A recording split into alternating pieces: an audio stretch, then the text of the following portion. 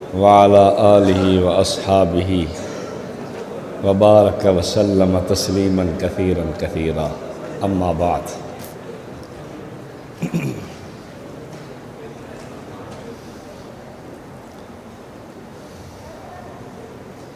हमारी गुफ्तगू का और हमारे इस सबक का उन्वान है अहले बिदअत का अकीदा इनकार बशरियत।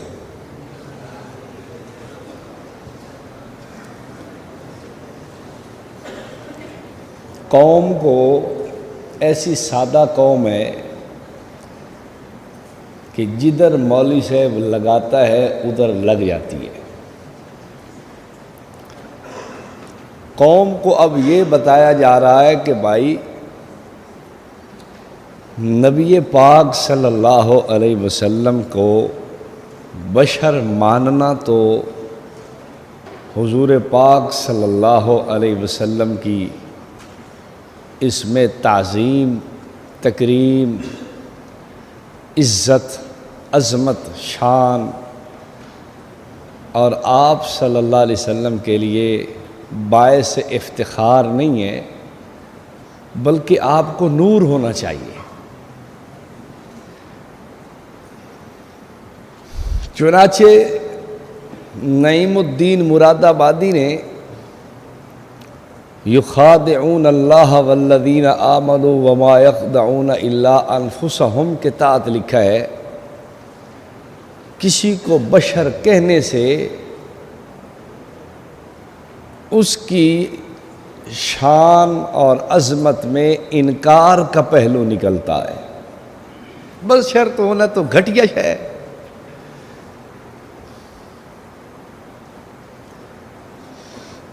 शैतान ने जो बशर कहा था अज़मत की नज़र से या घटिया होने की नज़र से, अस्जुदु लिबशर खलक़तहु मिन तीन, अल्लाह तू मुझे कहता है कि इस बशर को सजदा करूं। अब बशर का लफ्ज़ उसने हकारत से बोला है या ताज़ीम से बोला है? तो कहते हैं कि बशर कहना तो हकारत का पहलू निकलता है, इसलिए बशर नहीं है। नूरानियत मानो, नूर होना चाहिए।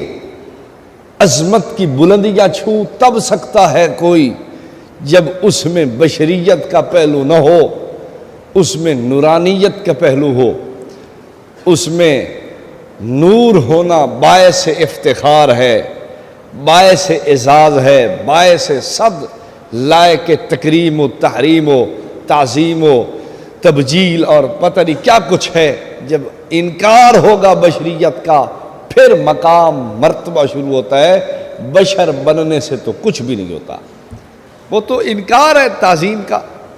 बशर कहने में तो अज़मत का इनकार है। मैंने आपके सामने कुरान की आयत इस्तिदलाल में उनके पेश कर दी कि वो क्या इस्तिदलाल करते हैं।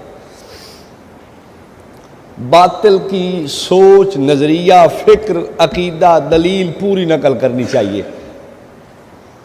कौल बातिल का भी नकल करो तो उसमें डंडी नहीं मारनी, डंडा मारना है, डंडी नहीं मारनी।